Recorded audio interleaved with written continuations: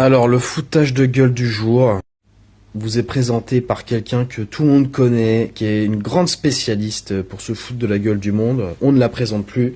Carlos Martens Bilongo, propos tenus sur le net, la librairie africaine. Il dénonce les habitants du nord de la France, disant entre autres qu'ils sont racistes et bêtes. C'est du racisme anti-blanc à vos yeux? Déjà, je pense qu'il faut assumer l'idée que c'est pas un dérapage, ce député. C'est une forme de best-of de la France insoumise. Bon là, on se dit, elle répond, mais elle s'enfonce et je vais vous rappeler pourquoi. Il suffit de regarder, de s'infliger cette émission pour voir à la fois une forme de mépris social absolument insupportable, une forme de mépris de classe à l'encontre de certains Français, comme s'il y avait, en fonction de l'endroit où ils habitent, des Français qui seraient plus ou moins intelligents, plus ou moins capables de comprendre les éminents propos de la France insoumise.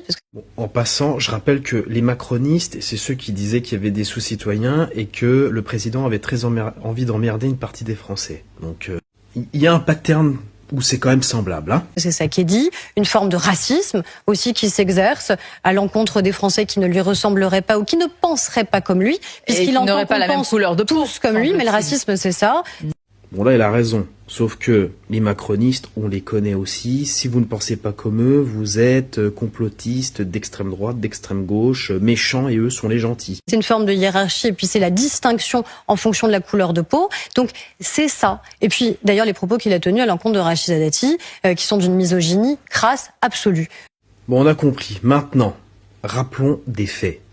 Comment avons-nous eu ces députés dans l'hémicycle de l'Assemblée nationale? Comment ont-ils été élus en 2024? Eh bien c'est très simple, je vous le rappelle. Ils ont appelé à voter pour eux. Donc d'une certaine façon, ils sont complices et responsables. En responsabilité comme ils aiment bien le dire.